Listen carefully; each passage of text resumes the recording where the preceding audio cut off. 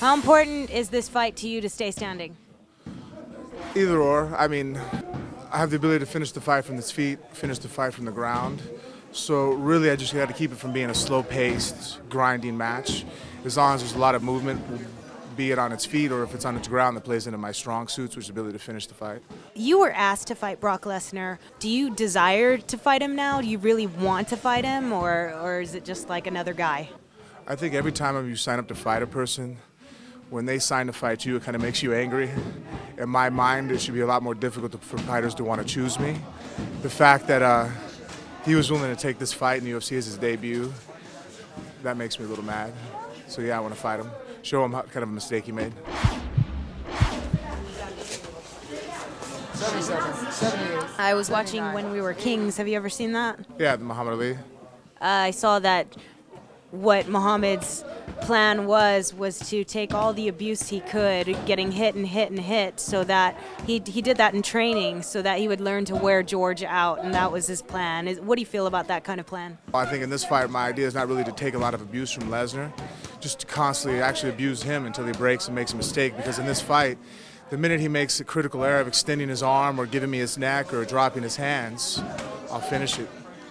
Whereas he has to kind of grind out a victory in this matchup. Nice. We're good friends with Randy here at RawVegas.tv, and we're always getting in the mix of that Fedor controversy. He wants to fight Fedor.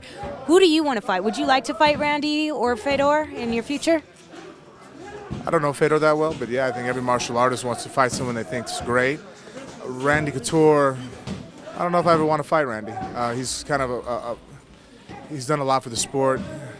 I'm going to use youth as an advantage that by the time, hopefully he can't be invincible forever. He's a great martial artist, and he's done so much, and I kind of look up to him, and I don't know if I can clear that out of my head to walk in the ring and fight him and have the intent to try to choke him unconscious or try to knock him out. I think because, every time I've trained with him, I have kind of a little kid looking up to a big brother type reverence for him. So that, in a fight you have to be somewhat malicious.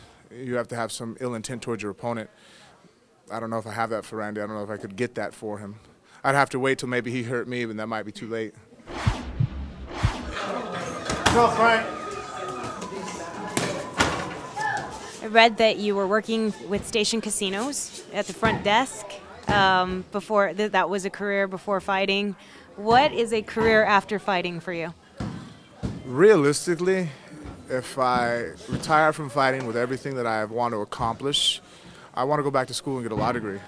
I like combat in all forms. I think lawyers are some of the most strategic combatants in nowadays times. It's a great feat in itself to be board certified as a law practitioner, and that's actually a goal I have for both my children. Everybody asks if my kids are going to be fighters, and I said they'll be martial artists, but in every sense of the word, in and outside the ring. Not so much be able to fight with their fists and their hands, but to be able to use their minds. And every time in a bar, people don't yell, "I'm a black belt in karate," or they don't yell, "I'm a world champion boxer." They yell, "I'm a lawyer." That's a threat, and it's a very scary threat because that is where that's combat.